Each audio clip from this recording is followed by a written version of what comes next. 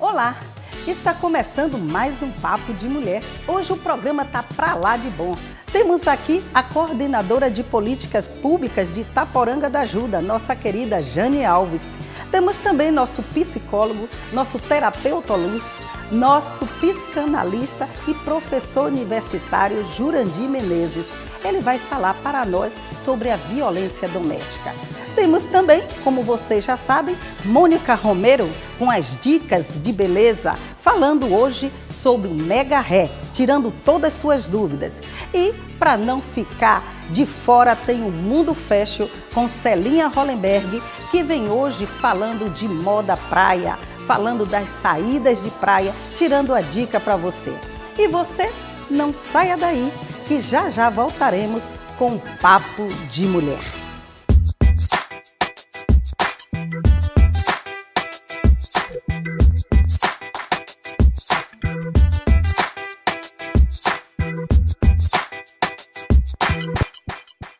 Estamos de volta com o Papo de Mulher. Quero agradecer a presença de Mônica Romero, que vai estar falando hoje sobre Mega Ré, não é isso, Mônica? Seja bem-vinda, linda como sempre. E nossa querida Celinha Hollenberg, do Mundo Fashion, aqui maravilhosa, vai falar para nós hoje sobre moda praia, não é isso, Celinha? Que bom! E nossa Jane Alves, coordenadora de políticas públicas, que já vai estar falando para nós a importância da coordenadoria lá em Itaporanga da Ajuda, não é isso? E conosco está aqui Jurandir Menezes, nosso psicólogo, professor Jurandir Menezes, não é assim que você gosta de ser tratado? Isso mesmo. Muito bem, professor. Você vai falar sobre violência doméstica, não é isso? As causas que uma violência doméstica pode potencializar, né, o comportamento da criança, não é isso? Então vamos à primeira pergunta, professor. Professor Jurandir, a violência familiar potencializa o desenvolvimento de problemas de comportamento? Sim. Quero agradecer por estar fazendo parte desse programa, né, Papo de Mulher. E, segundo a pergunta, convém salientar, dizer que tudo começa na família. Nós somos um ser que viemos de uma família e nós, segundo Tomasi, nós nascemos como se fôssemos uma página em branco. E tudo lá é descrito depois na família. Os nossos comprometimentos, os nossos valores, crenças, costumes, crendices e tantas outras coisas mais que interferem. Daí se dá o nascituro ou o nascimento do comportamento humano. Aí ele consegue agregar valores a ele para que ele venha potencializar ou não esses valores de forma positiva ou negativa em fases posteriores. Professor, como são considerados estes problemas de comportamento? Bom, segundo os estudos e as pesquisas, esse comportamento nós lemos, fazemos uma leitura da psicologia, da psicanálise, das terapias, como um desvio comportamental, ou chamamos de comportamento desviantes.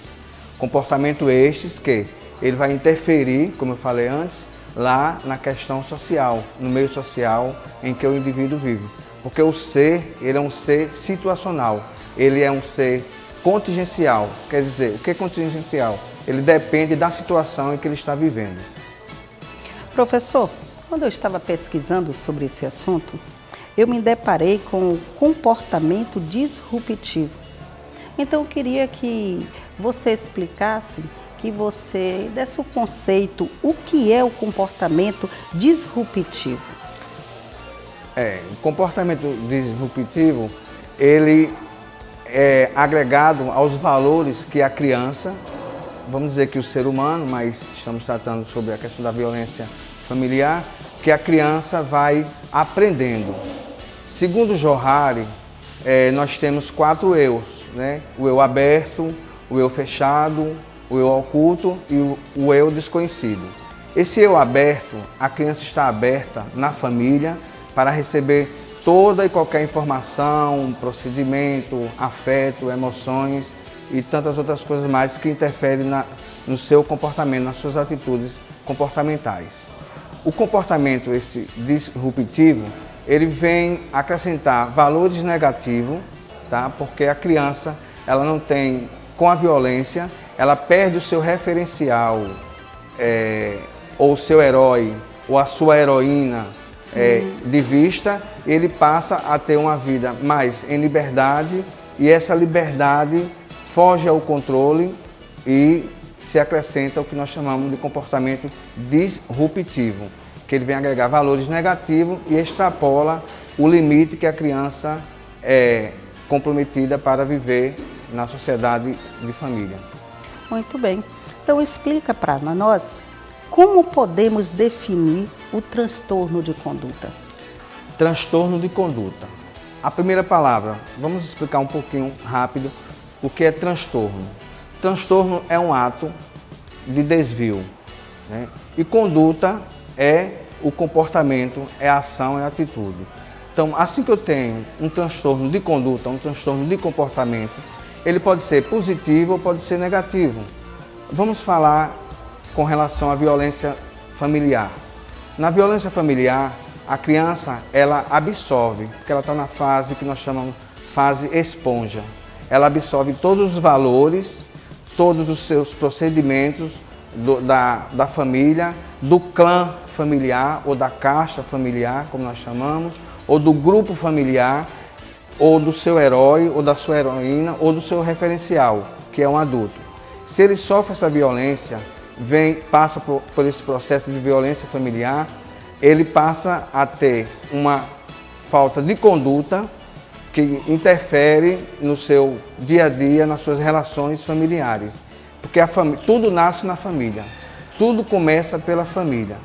Então a família é esse estabelecimento onde vai definindo os valores, as funções e as disfunções comportamentais da criança. Professor, qual é a idade mais crítica para a criança fazer esse processo esponja? Isso é muito relativo, depende da família ou do meio em que ele vive. Como eu falei antes, o ser humano ele é um ser situacional. O que quer dizer com isso? Ou contingente. Situacional, ele depende de uma situação. Contingente depende de. Então, esse contingencial, ele é muito forte na pergunta da nobre colega, porque esse contingente, ele depende de, se ele depende de, e essa dependência sofre um corte, a situação que ele vai viver é uma outra situação. Então, não existe assim uma idade de valor, que a gente possa dizer assim, de valor, para que a criança passe a fazer um tratamento ou sofra uma intervenção comportamental por parte da família ou de um profissional. Mas assim, na questão de absorver. A absorção... A absorção pode ser desde quando bebê, no feto?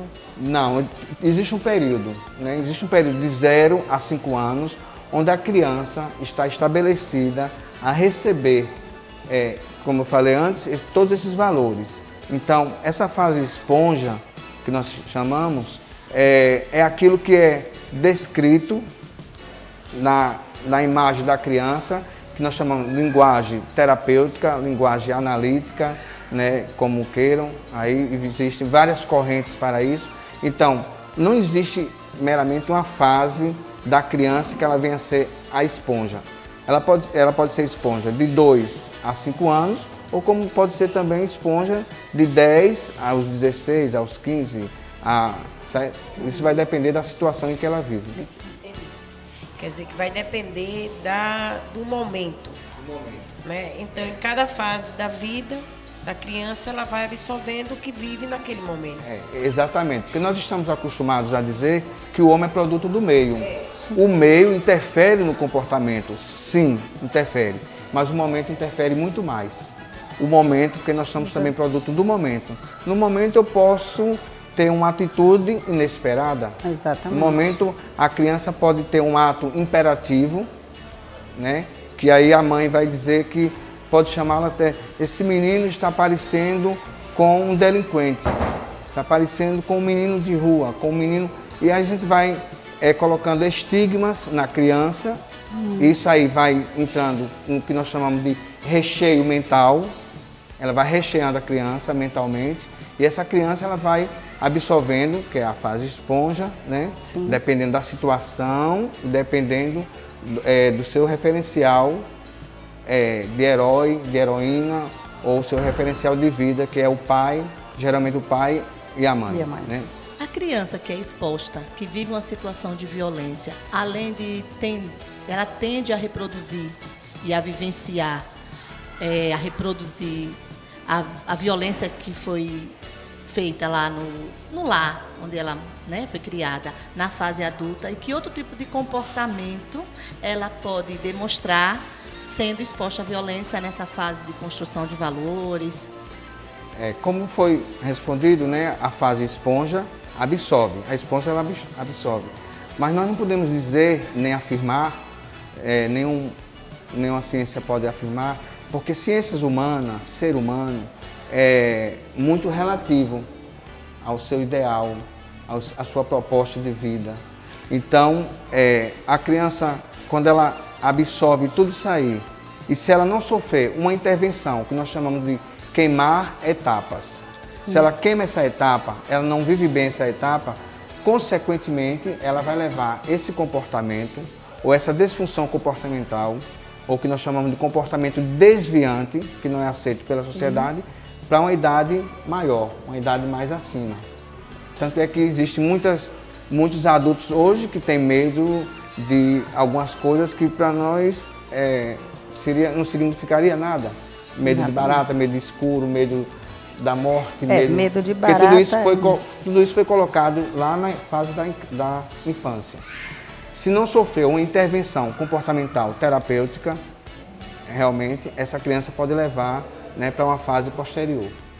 Inclusive, professor, eu não falo nem tanto em questão também só da violência, mas assim, a criança, a gente percebe que quando ela é criada sem amor, sem dizer, meu filho, eu te amo, ele passa aquilo quando é adulto, ele não consegue, quando adulto, passar para o filho dizer que ama. Eu vivi isso praticamente na minha família, por meu pai ser assim, do interior, não ter tido um pai, não ter tido esse costume. Então, ele não falava pra gente. Então, eu fiquei adulta, tive uma filha e eu não conseguia falar que amava. Até ter um relacionamento com o meu esposo atual, e ele me ensinou que eu precisava falar aquilo. E depois quebrei até barreiras com meu pai. Comecei a chegar para ele e dizer, pai, eu amo o senhor. E aquilo eu sentia que ele queria dizer, mas não conseguia, sabe? Então eu acredito que na nossa infância, mesmo sem aprender assim, até dizer eu amo você, meu filho, a criança chega a crescer e não consegue falar isso para o filho. Voltando, nós somos produto do meio, mas o momento interfere também. Aí nesse caso, foi o meio em que você viveu, ou o meio em que muita gente vive, né, dessa forma, com a linguagem, fazendo uma linguagem. Essa linguagem tem uma construção analítica da pessoa. Essa construção analítica da pessoa torna o indivíduo já em fase adulta, ou adolescente, ou adulto, vamos falar fase adulta, com os valores que ele recebeu lá na fase de criança. Professor, o que eu quero saber é o seguinte, essa violência que começa em casa, ela pode ser a causadora do transtorno de conduta? Não dessa forma. Ela pode ser, ok? Porque nas ciências da psicanálise, da psicologia, das terapias, enfim, nas ciências sociais, ciências humanas, nós não podemos dar um tom positivo de que, ou fazer uma afirmação, certo? Empírica. O que é empírica? De experimentos, de verdade científica. Nós não podemos, porque o ser humano ele é relativo. Então nós não podemos afirmar isso aí, de forma alguma. Entre esse homem que nasce, que vive uma história e que depois, hoje, ele está construindo uma história ou vivendo outra história, certo? Professor, já estamos chegando ao final, né, da nossa entrevista. Estou com duas perguntas de pessoas anônimas, né, que eu sei que é psicólogo, psicanalista, embora goste de ser chamado de professor, mas responda para nós como psicólogo. Será que a pessoa, essa é a pergunta de um anônimo, será que a pessoa não pode resolver suas dificuldades emocionais, comportamentais ou cognitivas sozinhas? Não. Por quê? Nós podemos afirmar. Por quê? Porque o ser humano, nós sofremos, o mundo está aí, né, dizendo, os valores desse mundo que vivemos, vamos falar do século XXI, não são os mesmos valores do século XIX. Né? Então, há uma história, cada um de nós temos um histórico. Tanto é que numa terapia, nós temos no primeiro encontro, nós temos o que nós chamamos de anamnese. O que é isso? Nós precisamos conhecer a história dessa pessoa para que possamos intervir com um processo terapêutico. Esse processo existe várias correntes, que é por isso que a gente pode afirmar assim, não, porque existem várias correntes que podem favorecer ou não a atitude comportamental da pessoa. Como assistente social, não posso deixar de fazer essa pergunta. O professor falou assim, sofreu uma intervenção essa criança, mas a criança que tem vulnerabilidade de renda, que vem de uma família carente, que passa por essa situação de violência, aonde pode fazer uma intervenção gratuita? Sabe onde tem, assim? Porque hoje nos municípios eu sei que tem os CRAs, os CREAs, mas a mãe ainda não sabe o papel do psicólogo para poder fazer uma intervenção. Diz assim, não vou não, que ali é para louco. Né? Eu ouço muito isso. Aí eu gostaria que, se tivesse algum núcleo de psicologia que atenda de forma gratuita a essas pessoas mais carentes, se você pudesse falar, eu acharia legal. As universidades, as faculdades que têm o curso de psicologia, né, e o curso de ciências humanas, elas têm os laboratórios, né, que são as clínicas que nós chamamos, que recebemos pessoas, né, por não de uma forma gratuita somente, mas por um preço simbólico que dá condições de que essa mãe ou esse pai, né, ou essa família possa conduzir essa criança para que eles sofram uma intervenção terapêutica para a melhoria do seu comportamento e da sua conduta, como ser. O bom mesmo é cuidar dos pais, né? Para que acabe a violência na família. Exatamente. Né? Essa intervenção deve ser sofrida primeiro pelos pais. Exatamente. E também assim, já falamos isso em outro programa e eu volto a salientar. O que é preciso é que, como nós aqui, Papo de Mulher, nós estamos tendo esse compromisso com a sociedade, né? Informar. Porque tem pessoas que não têm conhecimento. Elas não sabem, elas veem, os filhos começam a apresentar situações e elas começam a dizer isso que o senhor falou. Esse menino parece até que um delinquente, não é um delinquente, né? então ela nem sabe que vai ele já está pedindo socorro para conter a violência. Né? Ele já está sinalizando que precisa de socorro e ela ainda está colocando mais informação negativa para ele. Porque quando uma criança ouve a mãe dizer parece um delinquente, então, verdade. Né, já está reforçando, ao invés dele melhorar, ele vai, mais tarde, já vai desenvolver já em outra área. Vamos aqui para a segunda pergunta da anônima. Professor, se o psicólogo apenas conversa conosco, por que não podemos resolver nossos problemas num bate-papo com as amigas experientes? Nem tudo é branco. Gostei. Nem tudo é branco, nem tudo é preto. O mundo é colorido, podemos dizer assim. Então, existem vários tipos de comportamentos, né? Alguns precisam urgentemente sofrer essas intervenções da psicologia, das ciências, né? Outros até não, certo? E outros... Papo com amiga resolve. E outros, não somente, mas outros por si só, eles tomam uma atitude porque ele tem um valor de conduta dele, que nós chamamos de caráter, não de personalidade. ele tem um valor de conduta e ele mesmo toma. Nós conhecemos várias histórias de pessoas que saíram de locais assim, totalmente humildes, simples, digamos assim, de uma favela e hoje se tornou um grande mestre, um grande cientista, um doutor, se tornou uma personalidade. Isso nós não podemos... Porque as pessoas dizem assim, pau que nasce torto, morre torto, né? Não é verdade. Que não é verdade, né? A ciência está aí para cuidar, para levar, fazer a intervenção. Mas tem alguns que morrem torto, né? Não, se houver a intervenção científica, né, da psicologia, consegue, com certeza, isso aí é só não abandonar a terapia. Olha, e fugindo um pouco a ciência, a parte científica, eu também digo que o pau que nasce torto, morre torto também, se ele não conhecer Jesus, viu? Porque Jesus é especialista em transformar esse pau tortinho, fazer ficar certinho. Então, é assim, aqui é papo de mulher, não é? Então, é assim, isso é muito importante. A ciência, ela resolve sim, resolve. Mas Jesus é especialista. Eu digo que ele é o especialista Faremos um dos programa psicólogos. aqui falando em Jesus. Logo, logo. Mas vamos à última pergunta.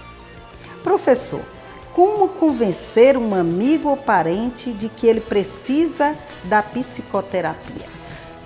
Assim que ele demonstrar sinais antissociais. O que é sinais antissociais? O ser humano, vou repetir novamente, ele sofre por falta de atenção, por falta do toque, por falta das relações interpessoais, das relações humanas. E a família, todo mundo fala que a família é a célula da sociedade e tal, mas isso não é vivido. Essas relações interpessoais, esse toque, esse abraço, esse eu te amo, como a colega ali falou, essas relações, ela não é vivida ali na família. Então, quando chega no grupo social, ou igreja, ou escola, ou trabalho, a gente manifesta, tem um ato manifesto do comportamento desviante e é um sinal de que essa pessoa está precisando de uma intervenção clínica, né?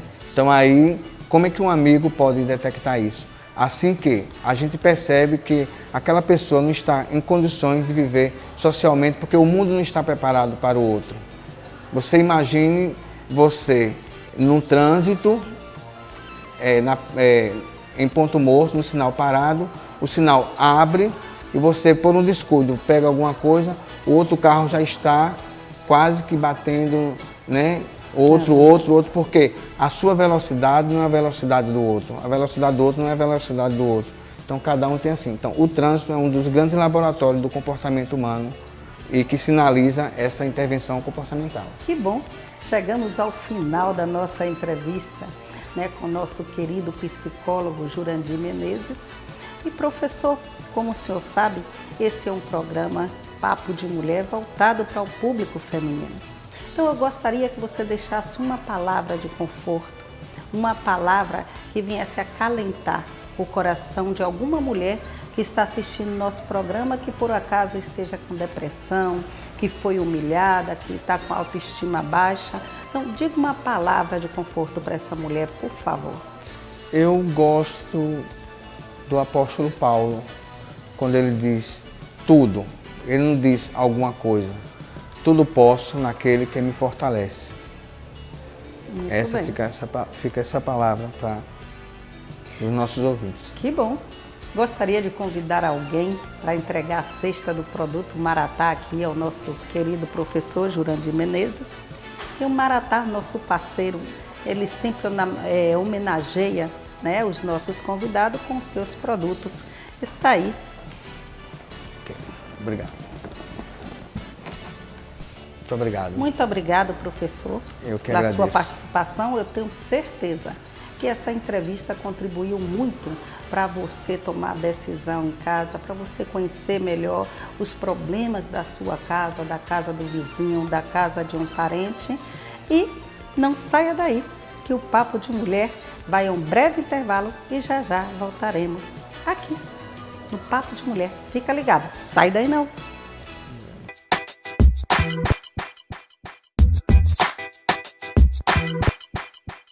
Estamos de volta com o Papo de Mulher. Estamos aqui com Mônica Romero, que vai falar para nós sobre Mega Hair. Mônica, tenho 3 perguntas de pessoas anônimas. E elas dizem assim: tenho muita vontade de colocar Mega Hair nos meus cabelos, mas tenho ouvido muitas informações que o Mega estraga o cabelo. Mônica, Mega Hair estraga ou não estraga os cabelos? Tchan, tchan, tchan, tchan. Não estraga o cabelo. Olha que bom. Olha só, o nosso cabelo ele pode cair até 100 fios por dia. Então, quando o Mega é colocado, que você passa 2 meses a 3 meses para fazer manutenção, ele vai continuar caindo. Só que quando você tira o nozinho, que se for de nó italiano, ou você tira a queratina, se for colocado de queratina, aquele fio que cai foram fios que caíram no decorrer dos dias, no caso, se for de 2 meses, de 3 meses. Então não quer dizer que você colocou o Mega e o seu cabelo está caindo porque colocou o Mega. De jeito nenhum. O Mega não prejudica o cabelo. O que prejudica o cabelo quando se coloca o Mega é a depender do profissional. Se ele usa um alinhamento para isso, se ele tem paciência de colocar, se ele tem paciência de retirar o Mega, não prejudicando o cabelo da cliente. Segunda pergunta, Mônica. Tenho poucos cabelos. Gostaria de colocar o Mega Hair para encher e dar volume em meus cabelos, mas tenho uma dúvida no lavar dos cabelos. Mônica, tem alguma técnica para lavar os cabelos quando estiver usando o Mega Hair? Tem duas perguntas aí. Primeiro, você tem pouco cabelo e quer colocar um Mega. Você não pode, primeiro, colocar um Mega muito cheio porque vai pesar muito. Segundo, não é qualquer técnica, eu vou falar mais na frente sobre técnicas de alongamento.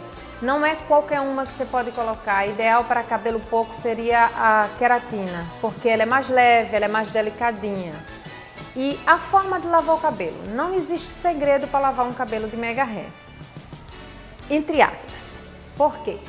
Primeiro, quando você vai lavar o cabelo, como é um cabelo maior, você colocou o Mega para ter um cabelo maior, um cabelo de mais volume, você divide o cabelo no meio.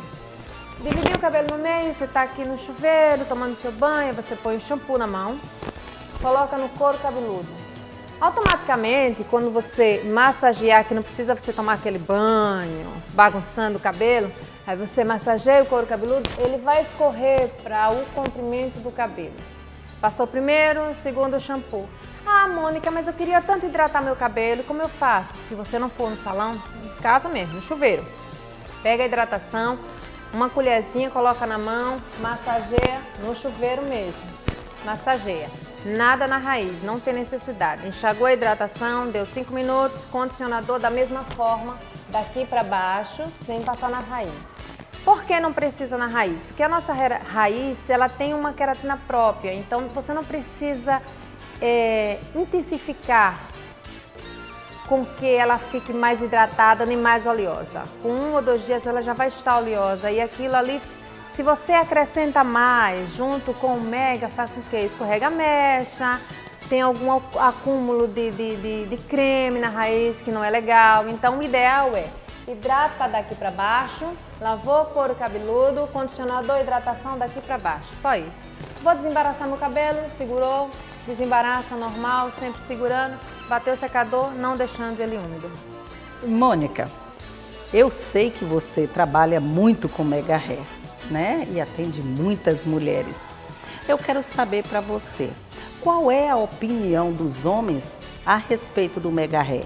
Eles reclamam muito que as mulheres usam Mega Hair porque eles acham que fica difícil fazer um cafuné, atrapalha alguma coisa. O que é que eles falam no seu salão? Na realidade, é muito relativo. Mas assim, quando as clientes chegam a comentar, eu digo a elas, tem tanto lugar do corpo para se fazer cafuné, porque tem que ser na cabeça, né? É verdade. E assim, eu vejo que eles batem mais na tecla, não é nem tanto pelo cafuné, mas sim pelo fato da mulher chamar mais atenção com o cabelo grande. Aí eu concordo. Porque se você tem um cabelo pequeno e pouco, e você sabe que jamais, por mais remédio que você tome, você tem uma genética e não vai ter um cabelo grande e cheio, a única possibilidade que você tem é colocando um ômega. E quando você coloca, você muda, literalmente. Eu acho que é por isso que eu gosto de trabalhar com isso, porque eu adoro ver a mudança da né? mulher, sabe? É radical, né? É isso? radical e, assim, uma das coisas que mexe muito com a gente é cabelo. Mexe realmente. E eu vejo que é isso, eles se incomodam mais, porque sabe que a mulher vai chamar mais Ficou atenção. mais bonita, né? Ficou mais bonita. Poderosa. Pois é, do que a própria preocupação de ter que fazer um cafuné na cabeça. É verdade. Porque na realidade, se com mega ou sem mega, é muito difícil um homem passar a mãozinha no couro cabeludo para estar massageando. É aqui uma pessoa dizendo que gosta, hein? Você vai fazer cafuné no pé. Meu marido dizia bem assim, por que você vai colocar mega? Eu gosto tanto de fazer... Nunca tinha feito, né? Eu gosto tanto de fazer cafuné em você. Mulher. Disse, corpo todo você fazer cafuné, você quer fazer em cabeça? Me poupe, pelo amor de Deus. Pronto, morreu. Aí hoje, quando eu tô na rua, ele vai, passa a mão aqui em cima, passa a mão aqui no comprimento do cabelo. Mas nem... Não, Tem sogra. esse de... Ele gostou, né? De você com ômega. Vamos para a última pergunta. Estamos chegando ao final do nosso bate-papo. Mônica, uma pessoa que teve câncer, os cabelos caíram. Essa pessoa pode usar ômega hair? O ideal é, se você tem um cabelo grande, você sabe que o tratamento vai acontecer com que o cabelo venha cair, então você corte. Vá no salão, corte curto e guarda o seu cabelo. Porque aquele cabelo pode ser aproveitado no futuro. O cabelo de uma pessoa que está em tratamento, caiu, está crescendo, pode ser usado sim a queratina, porque é uma técnica mais leve. Espera crescer mais ou menos uns 3 a 4 dedos de tamanho. Inclusive eu tive clientes já que usaram comigo essa técnica e hoje estão com cabelão. Então não prejudica em nada. Agora o importante é que você guarde o seu cabelo caso você vá fazer o tratamento e venha a cair. Porque o seu próprio cabelo pode ser usado no futuro. Muito bem. Chegamos ao final do nosso bate-papo, mas eu quero pedir para a Mônica deixar uma palavra de conforto, uma palavra de acalento para a mulher que está em casa. Eu vou dar uma palavra hoje referente até ao meu trabalho, porque eu sei que às vezes nós estamos... Assim, pessoas que têm depressão, não tem porque quer. Pessoas que estão tristes, não está triste porque quer. E às vezes nos falta ânimo para fazer alguma coisa, ou ir no supermercado ou para qualquer outra coisa. Então, assim, o primeiro ponto que você tem que procurar é a igreja. E o segundo, procure mexer um pouco com a sua vaidade, que isso dá uma levantadinha na gente. Vá no salão, dê uma escovinha, é que ele já vai lhe dar um ânimozinho, eu dei escovinha, tô com o cabelo arrumado, já dá para mim ir no shopping, passear. Então procure mexer um pouquinho com a sua beleza. E procure Jesus, que é o melhor caminho. Que bom. E mande um e-mail para Papo de Mulher, né? O quadro Levante Meu Astral. Quem sabe a gente não pode mudar você, tá? Não saia daí que o Papo de Mulher volta daqui a pouco.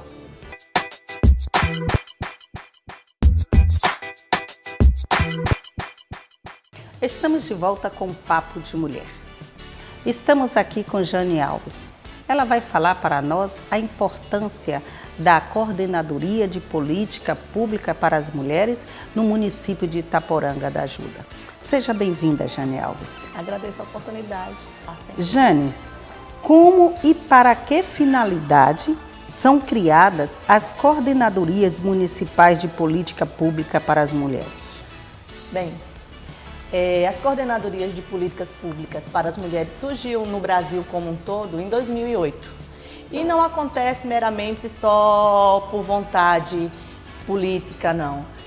Surgiu num contexto onde a mulher precisa de um respaldo na sua comunidade. Então, as coordenadorias de políticas públicas, elas são criadas por decreto do prefeito municipal, ou seja, do Poder Executivo, aprovado pelos vereadores, e depois de instituída esse órgão, eles indicam alguém para ser a coordenadora de políticas públicas. Geralmente a Coordenadoria de Políticas Públicas, ela presta informação e encaminhamento à mulher vítima de violência. Em um município pequeno, como Itapuranga da Ajuda, que tem 32 mil habitantes, não tem uma delegacia da mulher, existe uma delegacia somente de polícia civil, a mulher fica constrangida a ir falar da violência que foi sofrida. Geralmente o delegado é homem, o escrivão é homem, o policial é homem e ela fica muito inibida. É verdade, Eliane, é verdade que quando isso acontece, que a mulher é agredida em casa, já passa pela violência em casa e quando chega à delegacia, normalmente elas são mais humilhadas ainda, isso procede, é verdade isso? Tem sim, é verdadeiro. Geralmente a mulher que chega diz que foi porque ela quis. Existem esses relatos, na coordenadoria as mulheres chegam para fazer suas denúncias. Olha, eu fui na delegacia, mas disseram que eu apanhei porque eu mereci. Olha, isso existe. Mas voltando para que é criada a coordenadoria, então, no município onde não tem essa escuta qualificada para a mulher vítima de violência, tem a coordenadoria.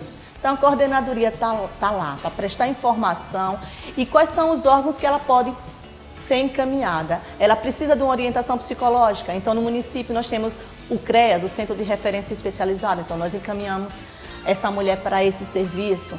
Mas ela precisa fazer um teste no IML. Sim, mas diga o seguinte, a mulher que é agredida lá no município de Itaporanga, certo. Ela, antes de ir à delegacia, ela procura a coordenadoria, assim? Não, ainda não está bem assim. Por quê? O primeiro passo, geralmente quando uma mulher é agredida, ela nunca procura a delegacia. Ela nunca procura a delegacia. Ela sempre fica em casa. Hoje a mulher que vai até a delegacia, ela já passou por um processo assim de procura familiar, a coordenadoria ainda não é muito divulgada como um serviço de apoio à mulher, porque precisa de maior divulgação e da mulher também vencer esse distanciamento dos equipamentos públicos, de ser mais um lugar dela se expor. Na delegacia ela vai porque ela quer afastar o agressor dela, tudo bem. Mas só vai só por conta disso, porque não tem uma orientação qualificada de encaminhamento de serviço a essa mulher. Eu quero pedir para a Jane deixar uma palavra de conforto, uma palavra de acalento para a mulher que está em casa depressiva, que sofreu algum tipo de agressão e não sabe o que fazer, está debilitada ou que está passando por qualquer outro problema. Uma palavra de conforto, Jane. Mulheres, se o Senhor Jesus é o seu pastor, de nada vocês sentirão falta. É isso que eu tenho para dizer para elas. Obrigada. Vamos entregar a cesta do Café Maratá, né? Está sendo homenageada pela empresa Maratá. Obrigada. Né? Eu também trouxe uma lembrança para você. Olha que bom. Do município de Itaporanga da Ajuda, em nome da prefeita Gracinha. Obrigada, gente. Fico feliz, né? Recebendo o presente aqui. Isso me deixa lisonjeada. Então vamos a um breve intervalo e já voltaremos com o Mundo Fashion com Celinha Hollenberg. Sai daí não, Papo de Mulher volta já.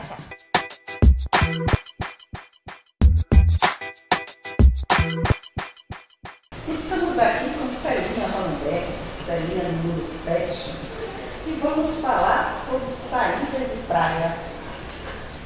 Mas, antes de falar sobre saída de praia, eu estou percebendo seu lindo colar. Fale para nós um pouquinho dele. Esse colar é fashion, não é?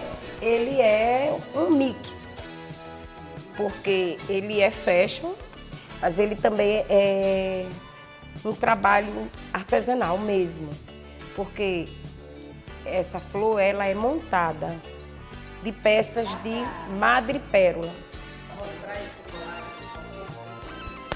E ele tem uma folha que é com banho de ouro, toda a corrente também. Ele é muito antigo, ele é uma peça que é assim, Dina, olha, em cada coleção que eu monto, sempre tem uma peça que eu guardo, porque é uma peça que eu guardo para o meu acervo. Eu tenho umas perguntas aqui das pessoas anônimas. E ela diz assim, vou à praia sim, gosto muito de usar saída de praia, mas tenho uma dúvida. Celinha, é certo colocar a saída de praia na areia para habitar? É certo ou errado é uma coisa que não existe. Existem as tendências, moda também. Já houve época em que toda mulher, ao ir para a praia, elas estiravam uma toalha ou uma canga e se deitavam. Hoje, os restaurantes, os bares de praia, eles já oferecem as cadeiras. Então, hoje, porque a canga na praia, na areia, é inconveniente, porque suja, vem areia, as pessoas ficam passando e as bactérias, que aí vem a água, às vezes você precisa ficar correndo, não é? Tem que levantar correndo para tirar do lugar, porque a maré encheu. Então, aí hoje, os restaurantes, os bares, eles já fornecem as cadeiras. Aí o que é que a gente faz? Coloca a canga em cima da cadeira. E aí, tranquilamente. Mas se quiser usar na areia, é uma questão de gosto. Mas tem todos esses inconvenientes. Então, eu pensei em fazer uma saída de praia. Eu não sei se é boca de morcego ou boca de manga. Aqui embaixo ser uma barra assim meio com caça, afogadinho, para ser. Eu quero saber se é chique ou não é. Então, você falou que você vai fazer, que você tem vontade de fazer uma saída branca. Você falou em caça, você falou em boca de sino ou de morcego. Se é chique, é muito chique. É muito e muito usável. E a depender, se você botar uma sandália aberta, com um salto, você vai ficar super elegante. Com um bom colar. Um bom colar que eu falo é colar mesmo praiano, né? Não aquela coisa. Não, esse não. Mas se ele fosse só de madrepérola, aí poderia, né? Porque é uma pedra. Mas com couro, aí pode usar sim. E aí é muito usável, você pode ficar à vontade. Aí você pode entrar no restaurante, minha filha, dominando. Celinha, você trouxe aí, né, um modelo que vai mostrar algumas saídas de praia para nós. Posso chamá-la? Pode chamar. Entra a Paula Fernanda. Então, estamos aí com Paula. Ela está com um body, um maiô que pode ser usado, que está muito em evidência, essa peça body. Essa já foi usada e hoje ela voltou com tudo. Isso aqui é um maiô, mas ela também pode ser usada como um body para as mais jovens, as pessoas que podem usar. Ela está com uma calça, né? Então ela está arrumada não para a praia, está arrumada para a praia também. Mas ela está arrumada para ir para um restaurante. Ela também pode usar essa roupa após praia. E essa calça? A calça, ela está em um tom, que é um tom do ano, o verde. O verde, né? Isso. Muito forte, vem muito forte, até no inverno. O verde vai continuar muito forte. Então ela está muito bem vestida para moda praia e para fim de tarde. Mas é adequado essa... Pode entrar, Paula Fernanda. Pode usar também uma pessoa mais velha ou é só para jovem? O body, aquela roupa, deixa eu lhe responder de antes. Vestido. Aquela pode ser sim, porque ali é um maiô. Então pode ser usado por uma pessoa de uma idade mais avançada. Paula. Trouxe agora aqui, Paula, com o mesmo maiô. Agora ela veio com uma saída de praia, de voal. Com essa saída, não importante, com essa saída a pessoa poderia entrar no restaurante? Bem, olha, não pode entrar no restaurante, agora praiano. Porque essa roupa que ela está já é diferente da que ela estava. Porque a calça, ela já fecha mais. E essa, por ser voal, ela já é transparente. Então, ela no restaurante, mas fora de praia, não fica muito legal, não. Agora, pode trocar, Paula Fernanda. Muito bonito esse vestido. A saída de caça, ela é feita geralmente com cambraia ou com linho. Então, é um pouco transparente, mas você vai estar com o maiô, um biquíni por baixo, Mas o linho já é o linho. A caça já é um tecido mais nobre. Não que o voal não seja. Sei. Entendeu? Mas o voal é pela transparência. Muito bonito. Para a idade dela até pode. Se ela for com você, no restaurante, sai da praia, ela tá bem vestida. Agora, para uma pessoa já, você no caso, eu, que já temos filhas, assim, aí não é muito ao meu entender, né, viu? isso? Mas a pessoa usa o que gosta. Usa nada é errado. Desde quando você faça, assuma aquilo que você gosta. Não importa. A não ser, né, que ela colocasse por baixo pode ser, sair da praia aí e colocasse aquele vestidinho, um forro, alguma coisa assim por baixo. Mas forro não pega com praia. Não, para entrar no restaurante ela poderia sim, fazer isso? Pode, lógico. Aí não, porque aí ela vai tirar o maiô, vai botar o forro e aí é uma coisa que tem que ser jogo rápido. Mesmo porque é desconfortável. Você tá na praia, você tá ao ar livre, você tá recebendo vento, ao mesmo tempo sol. Então se você começa a jogar um monte de roupa, aí você já começa a transpirar, entendeu? Então não é legal que bote forro, não. Vocês gostaram desse vestido? Eu achei lindo. Fantástico, né, Mônica? Inclusive, chamando a atenção que são duas estampas diferentes. Mas Pode entrar, Paula. a estampa do vestido, ela não Pode chocou, porque hoje está se usando muito a mesma estampa. Shortinho. Então, olha agora. Agora ela está com o que Esse parece com Mônica. O que você, Mônica, falou, não é? Ela está com renda, né? E ela está com esse macacãozinho, ele é feito com musseline. Então, aí é um jogo de tecido que faz uma harmonia, que dá um chique na peça. Então aí ela tá pronta para sair de tarde da praia, ir para outro lugar. Tá pronta até para ir para uma balada hoje. Com essa roupa? Com essa roupa ela pode até ir para uma balada. Já bota um salto maior, bota um acessório e aí bota umas pulseiras, ela tá arrumada para a noite. Gostei muito. Então vamos à última pergunta. Celinha Hollenberg, usar saída de praia no final da tarde no barzinho é errado ou é fashion? Olha, se você vai parar, tudo depende. Se você está numa praia de veraneio, tá? Se está veraneando em pleno mês de janeiro, um carnaval, uma Semana Santa, que são as datas que as pessoas viajam, né? E vão para casa de praia, é fashion. É fashion. Você sair, tipo assim, essa que eu apresentei agora, né? Essa saída que eu apresentei agora, é fashion. O vestido, mas se ela jogar um cinto, É verdade. entendeu? Ela joga ali um cinto, até um cordão de padre mesmo, ela joga, dá um lação, entendeu? Sei. E ela continua bem bronzeadinha, é fashion. Celinha, deixe uma mensagem, uma palavra para a mulher que está nos assistindo que talvez esteja em depressão, talvez esteja precisando de um conforto, de uma palavra amiga e que você possa levantar o astral desta mulher em casa. Qual é a palavra que você deixa para ela?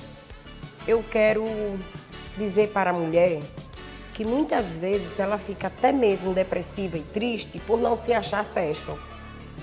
Então eu preciso dizer à mulher que ser fashion não é ser aquela mulher consumista, aquela mulher que gasta muito, que vai todos os dias comprar, não. Fashion não significa isso. Fashion é um estado, é uma maneira, um estado de espírito. É você chegar e chamar atenção, é como disse, chegar e fechar. Exatamente. Isso significa ser fashion. Não precisa estar gastando, porque às vezes eu encontro pessoas que me dizem assim, Celinha, seu close deve ser do tamanho do mundo, e não é. Eu aí convido essa pessoa para ir conhecer. Porque você não precisa ter todas as roupas do mundo, você tem que saber usar.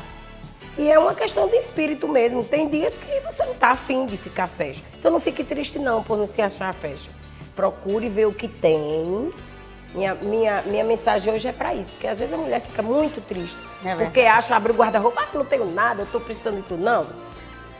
Tire tudo do armário, desarrume todo, olhe tudo que tem. Aquilo que você tem 6 meses que não usa, guarde ou dê, de preferência, passe adiante. E arrume tudo de novo. Lave suas peças, passe ferro e guarde e arrume. Porque a decoração é muito importante. Porque na hora que você muda tudo e arruma de novo, passa a ser tudo novo. Então é isso. Chegamos ao final do nosso programa. Quero agradecer a presença dos colaboradores Celinha Hollenberg, Mônica Romero e dos nossos entrevistados Jane Alves e Jurandir Menezes, nosso psicólogo. E você, a sua paciência, a sua audiência, que ficou conosco aí esse tempo. E espero contar com a sua presença também, com a sua audiência, na próxima sexta-feira, aqui no Papo de Mulher.